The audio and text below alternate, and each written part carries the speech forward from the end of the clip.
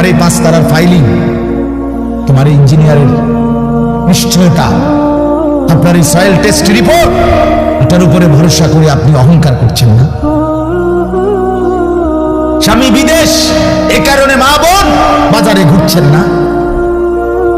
বাপ, তোমাদের ছেলেরা, তোমাদের বাবা কিছু টাকা রোজগার করছে, এই কারণে জিন্দেগি এভাবে ফেলে দিলাম। এক ওয়াক্ত নামাজ পড়তে মন চায় না, তাহলে আল্লাহ লাগবে না বন্ধু? না, মালিক লাগবে না? সোজা কথা, অনুভূতি জাগা দরকার, দোস্ত, বিবেক জাগা দরকার। বলেন, সারা দিনে মোবাইল টিপে জিন্দেগির কি অর্জন হচ্ছে?